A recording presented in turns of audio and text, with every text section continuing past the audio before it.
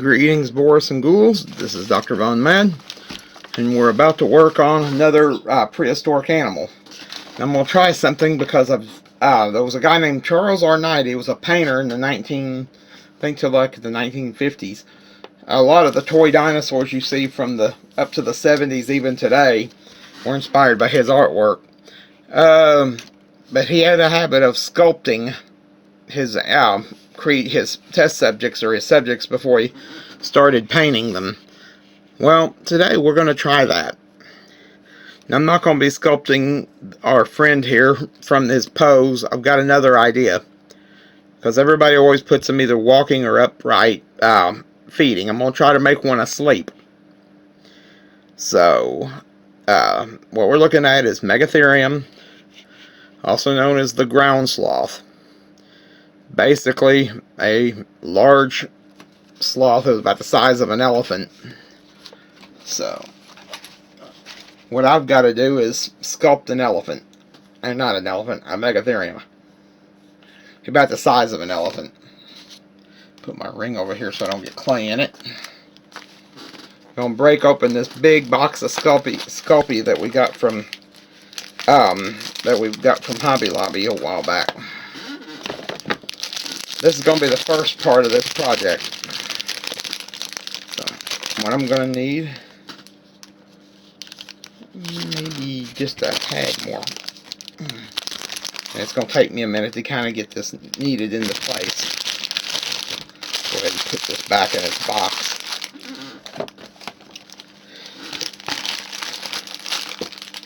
Marblex was good to cut my teeth on, but this stuff here, honestly, kind of freed me up to where I could do a lot more detail, because I can pause from what I'm doing. Because with the Marblex, you can't really pause. You're just kind of, once you open that clay up and you start working, you're on a deadline. The only problem that I have with this stuff is that it's extremely difficult to work. So I'm going to have to get it kneaded. Now, I've got some source books over here with our friend the Megatherium. He's an interesting creature. He kind of walked on the sides of his feet and on his knuckles because he had these big old claws. And some of his relatives, they found them that were eating seagrass and that were out in the oceans, using their claws to pull them along the seabed in the shallow seas, eating seagrass, eating plants in the water. They found them climbing mountains, tunneling into rock hillsides. I mean, these claws were huge. Thomas Jefferson had one in his possession, thought it was a lion's. Thought it was some sort of prehistoric lion, which he wasn't too far off, considering the fact that there were giant lions in North America at one point too. But that would be a digression. The American lion, Panthera leo atrox, which was about the size of a Bengal tiger. But he's not our subject for today. The ground sloth is. Now, the sloth is an interesting animal. They found sloth fur preserved in a cave. I think it was in like Bolivia or Patagonia or something. That was in a cave along with some dung. And so they got some idea, at least some species, what color they were, and even what maybe they smelt like, which apparently wasn't particularly great. Alright, let's go ahead and get this thing rocking here. First thing let's do is kind of shape him out.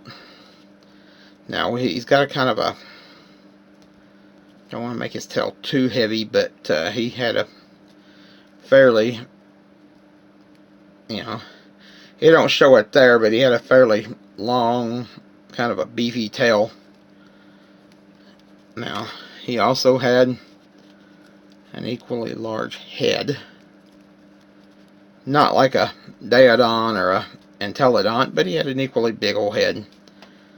So what we're going to do is we're going to come up here and kind of work his head in. Like I said, the great thing about this stuff is I can pull pieces off and add pieces as I need to.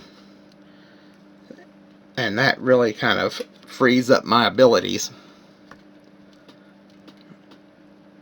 So, shorten his head just a hair because he has a neck, but it's not quite that long. Alright, now, kind of, he had this characteristic kind of a flare down here at the jaw. Because he had like big old muscular cheeks, I suppose, or something. Now, I've never done a Ice Age mammal. Most of the time I stick to stuff from the Age of Dinosaurs, but I don't know. There's something about this particular animal that just kind of spoke to me. I really kind of like the Megatherium. Alright, now. Right now I've got him to where I could put him on the ground, but I really don't want to do that. What I want to do, let me look at my sketch. I actually did a sketch of how I'm wanting him doing. So what I'm going to do, so on his legs kind of, I'm suspecting he'd probably lay down something like this. And that's where we're going to start. Just kind of, I kind of want to give him a bit of a hip. He had pretty beefy pelvis. Pretty heavy pelvis. And he had his feet kind of turned in on their sides. So he's going to have his claws kind of turned in. Right there like that. I'm wanting to be a little bit cutesy, but not a whole lot inaccurate. I've just kind of got something in my mind here. Let me see how many minutes we got. We've got 11 minutes. We're doing okay. Alright.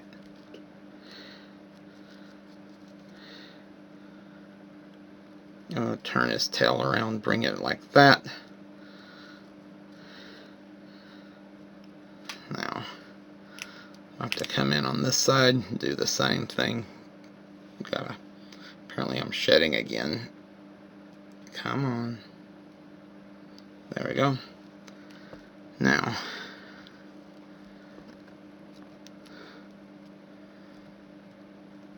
let's see if we can do this. I may have to tear off another piece.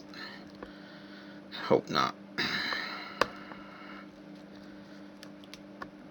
So I'm just kind of wanting to get a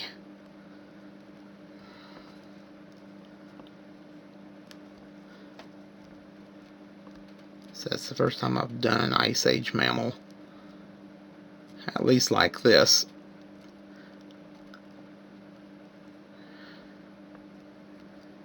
So now I come up here and kind of, they're kind of shaggy, so I don't have to make him too defined. But I'm wanting to kind of, I may end up having to come back in. I don't like that lump right there. There was like a dip taken out of his arm. That doesn't look right. So we're going to have to fix this issue. Let's go ahead and pull this out here as well.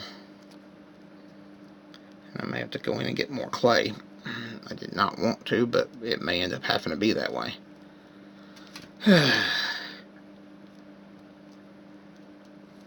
Because that arm is going to be way too small for what I need. Now, let's go ahead and grab some more clay.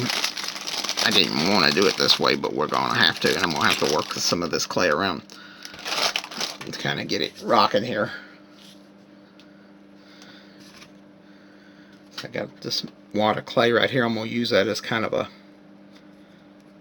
place to kind of go from, and then we'll start working on the anatomy. I'm just kind of shaping him out right now.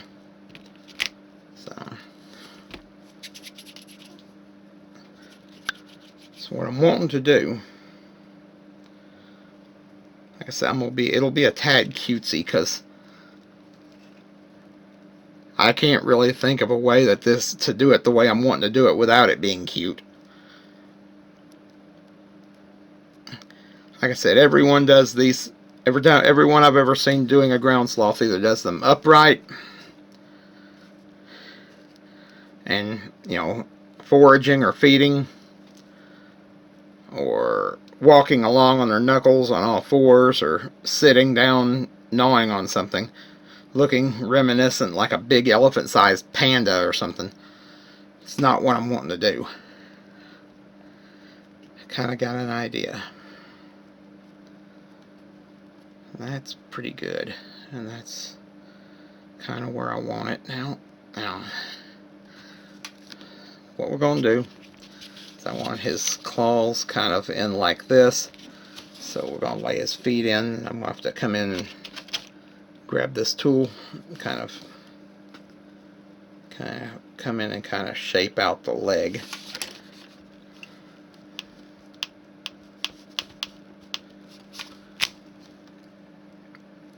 Like I said, this is kind of a big kludge of an animal. It's not exactly a neat and tidy sort of creature. There's a reason they call them sloths.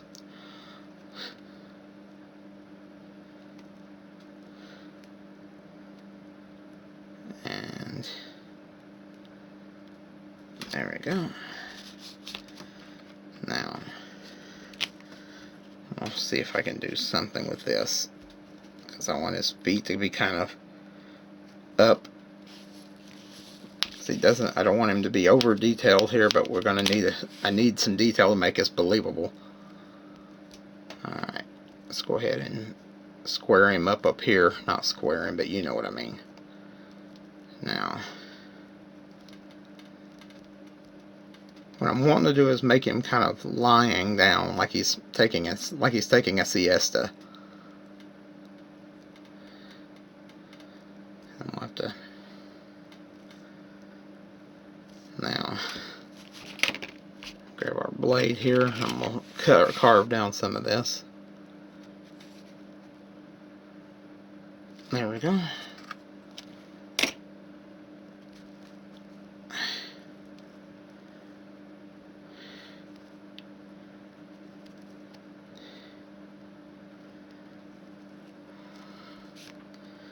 Now,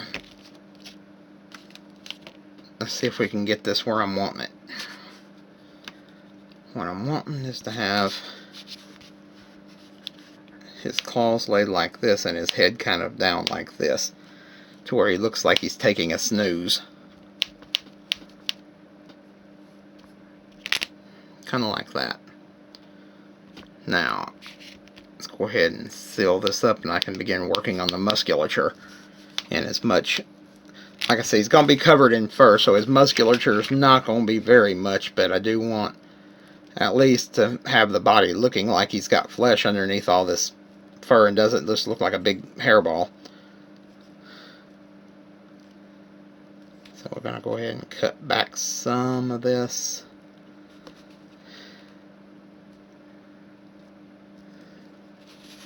And seal up some of this on the back. I've got some cracks down here I'm not happy with.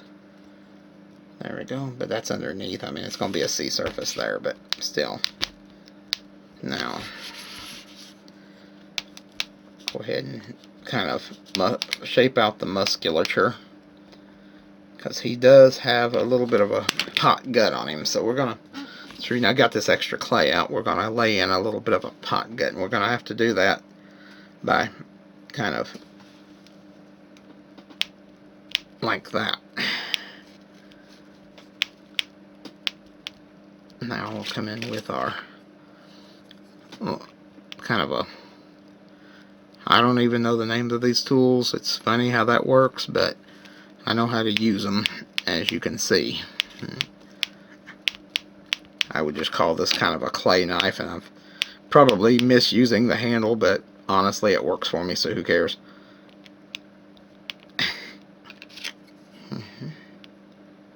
You see how many minutes we got? We got 4 minutes. We're doing good. Now we turn him around. See, you know, the back of his body is not as pretty, and I'm not liking that. So what we're going to do is we're going to come up here and just kind of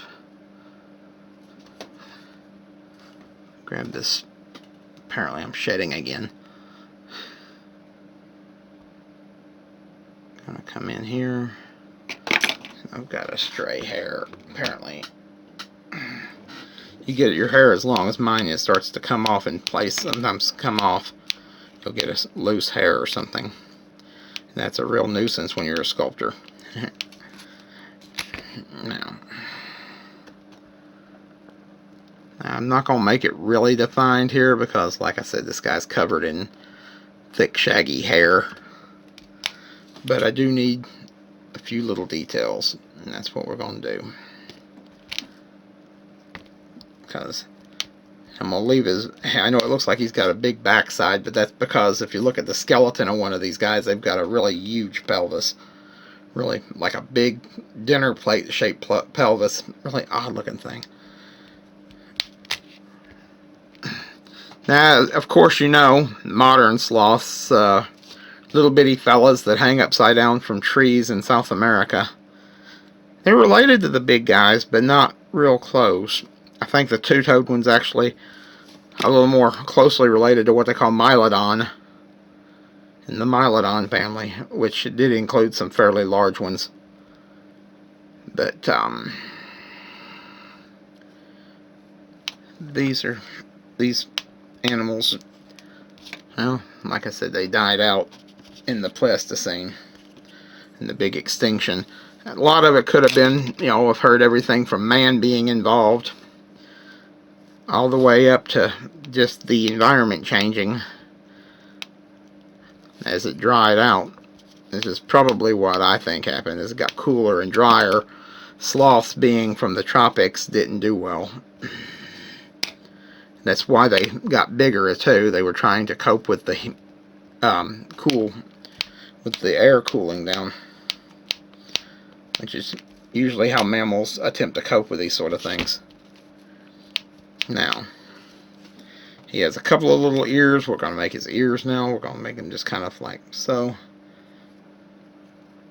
Almond-shaped things, and then we'll put some detail on them. So what we're going to do is we're going to perk his little ears right here. Kind of just push them back on his head just a bit. And I may have to cut it down just a little because I think I may have gotten it too big.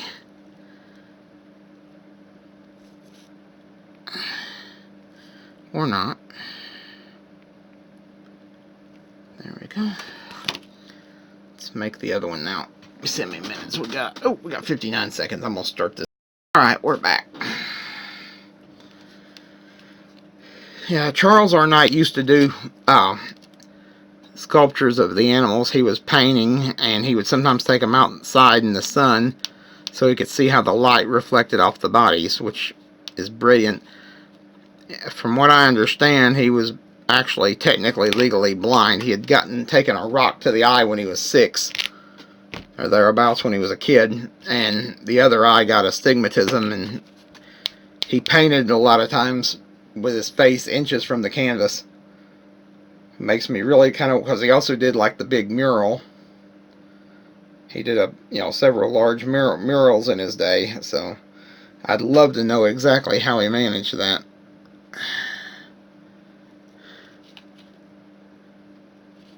Okay, we got his ears on here. Come in with this, smooth it down. And then we can start working on his face, because to me, the face of an animal is where the personality comes in. Then we can start doing this now. We've got a sloth, like I said, has a really odd shaped head. So what we're going to do is we're going to come up here. I'm going to lay out kind of separate the nose from the crown of the skull. Just a little bit. I don't want it overly defined, but a little bit. Good thing for me is I don't have to do his eyes this time. I'm going to kind of just put a slot there because his eyes are going to be as close. He's taking a siesta. He's asleep. Alright. Let's go ahead and put his nose in place, and then we'll start working on the fur. So, and the claws and all the fun little details.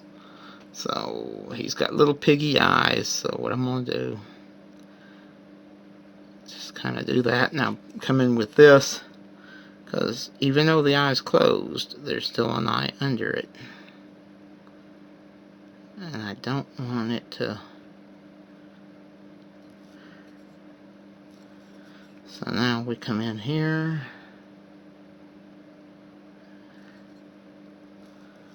And close his eyes up, because I don't want him to look like he's awake. He's got to take a snooze. All right, now come in again. Over here on this side, do the same thing. Just got to make sure that it looks like, even though there's no eye under there, it needs to look like there is.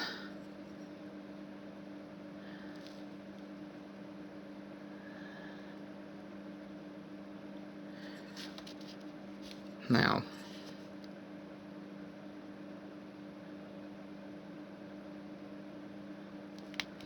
because I want him to look like he's, like I said, taking a nice leisurely snooze. And ground sloths, they're a lot harder than they look. They really are. I would have not thought it. Because, I mean, basically he's a big shambling ball of hair, which is kind of how I've been described in the past.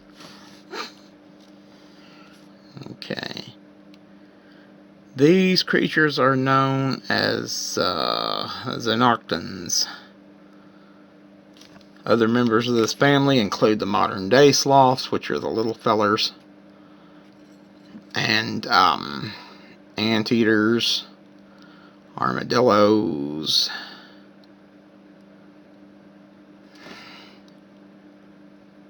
and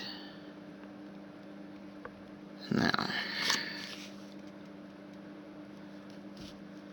kind of just do our bit here. Kind of, I'm trying to make a set of lips on this guy. I don't want to.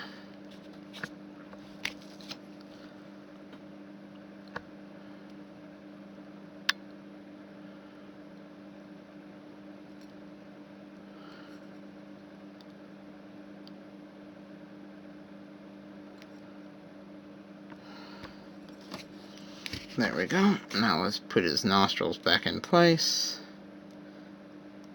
That looks pretty decent, actually. I'm not unhappy with that.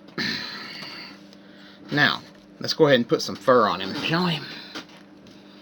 And this is where it gets kind of fun. I need to find something not quite as sharp as that, because while that would leave a nice, very nice cut, cut's not really what I'm looking for, so I gotta test various things. I don't know, that's maybe this might work. But just remember, it's just like painting. You don't want to go hog wild on it. So, let's look at how the fur fits on the face. So, let's see if I can maybe hold this camera down so you can see what I'm doing. And I don't really like how that's cutting. Let's try this. Let's try this tool. Yeah, that'll work. Just got to be very gentle. Like I said, it's not like it's Marblex where I have to get it done yesterday or it's going to harden in my hand. This is Sculpey. I can take a week if I need to.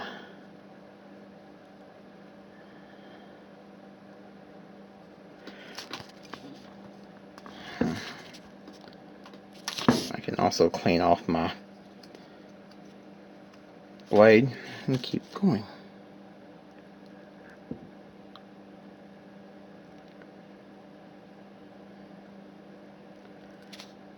Now, closer to the bottom of this thing, I will probably have to make my brush strokes or my blade strokes a little bit heavier.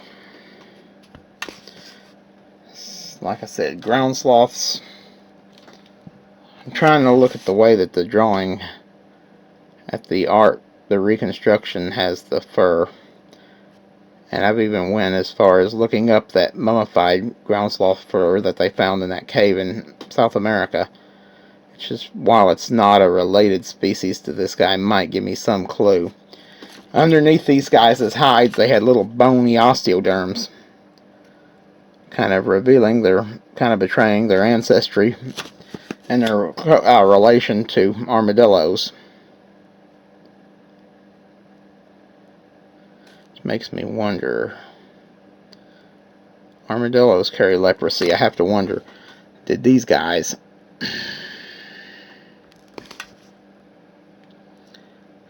From what I understood, from my understanding, these things smelt like a swamp donkey. But I could be mistaken. Either way, I remember seeing this animal in a prehistoric playset that I got when I was a child. Because up till then, everything I'd seen on prehistoric animals was all dinosaurs and maybe the occasional Dimetrodon. You know, naturally you'd hear about cavemen or what all. But, I got a dinosaur set when I was a kid, and it was a big old set, beautiful set. Louis Marks and Sons, I believe, made it. And it was a magnificent set, it really was. Now, I'm going to have to come up here. But one of the things I had, in addition to T-Rex and what I would call the big five of dinosaurdom, is I also had saber-toothed cats, pterosaurs, woolly mammoths, and this guy.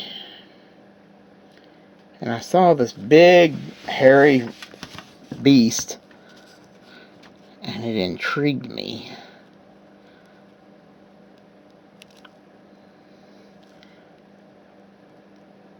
He's, to this day, ground sloths are still one of my all-time favorite animals from prehistory. So I'm trying to lay the fur in. So I'm going to have to set the camera back up because I got to work on the claws. So let's turn him around here so I can do some work on these claws.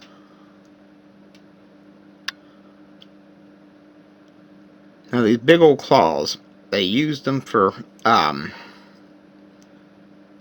have to cut some little notches out so that I can make the points on these claws obvious. I think he had 3. There, did he? No, he had 4. Okay.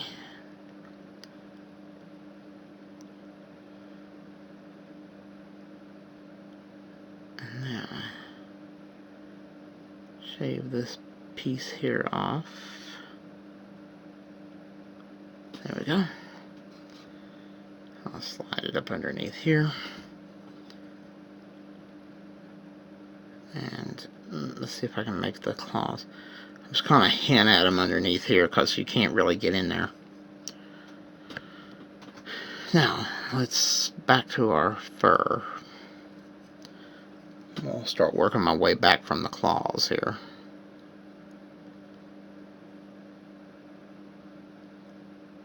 Hopefully this is not too much of a close-up. But, running into this guy in that toy set, when I went to elementary school, when I was in 1st grade, I remember going to their library. Their library is still there, by the way.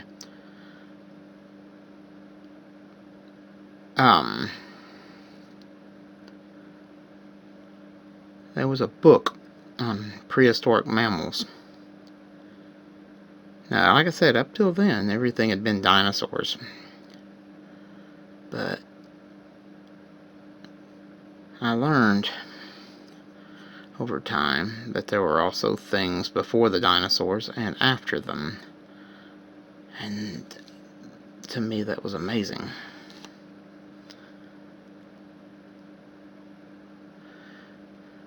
And I find Ice Age mammals to be particularly interesting because they're just familiar enough for us to maybe recognize them, recognize animals we see today in them, but just strange enough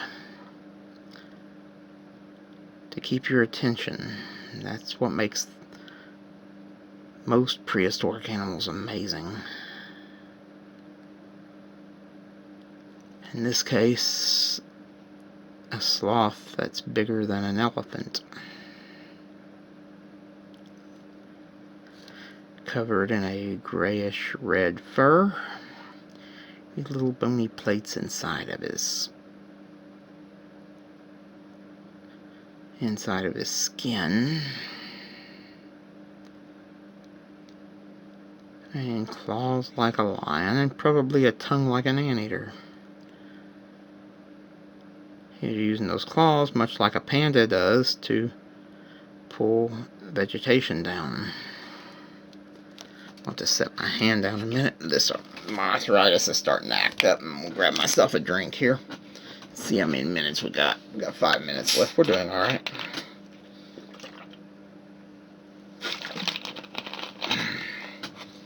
And I rather like how this is turning out. So, just take it easy. It's just going to be just like my sculpture, or like my paintings.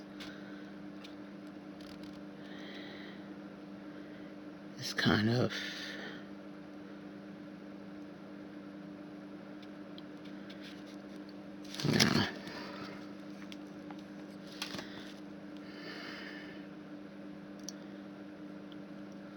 just kind of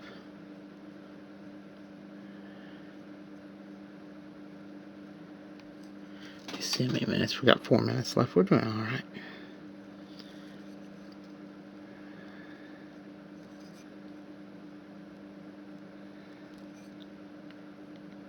I rather like how this turned out. Like I said, everybody who does one of these either does them upright in kind of a standing foraging sort of deal, or they do them on all fours walking on their knuckles. You seldom ever see an animal asleep, and maybe it's because of the fact that would just be boring to the viewer, but I don't know. I happen to like the idea because it's not something you see every day.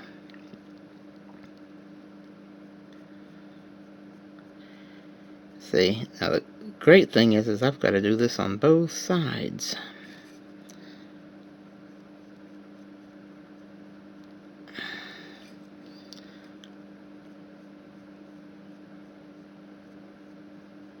But this fur is coming out just about as good as I hoped it would. Very happy with the way this fur is coming out. And the anatomy. And I learned this little trick with the side, because when you have an animal that's a herbivore, they're going to have a bit of a pot belly, because vegetation, it takes a lot more apparatus to digest vegetation than it does meat. God knew what he was doing. Now,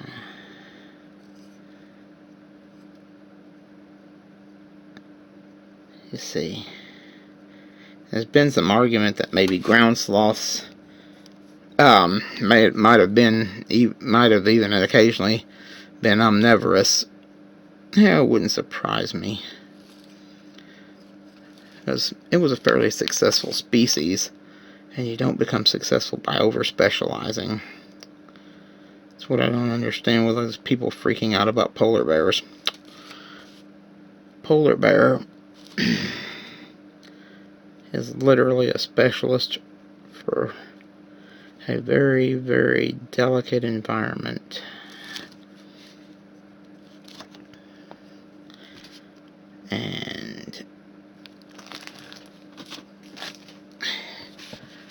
I'm not sure that. See how many claws he's got back here.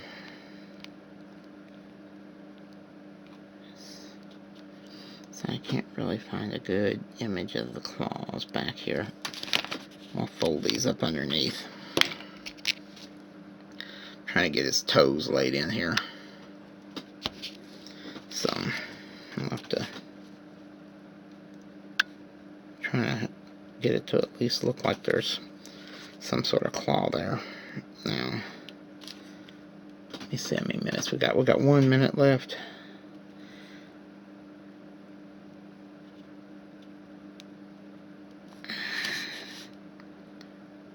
There we go.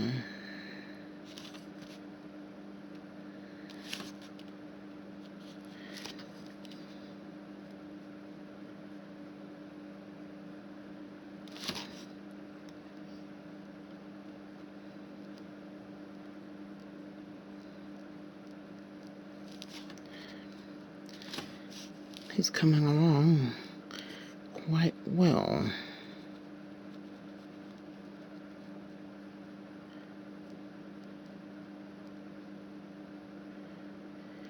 See, if you bear down too hard with a tool like this, you could do tremendous harm. It's not the tool. That's what I tell people, all these gun control advocates, it's not the tool. It's the way the tool is applied.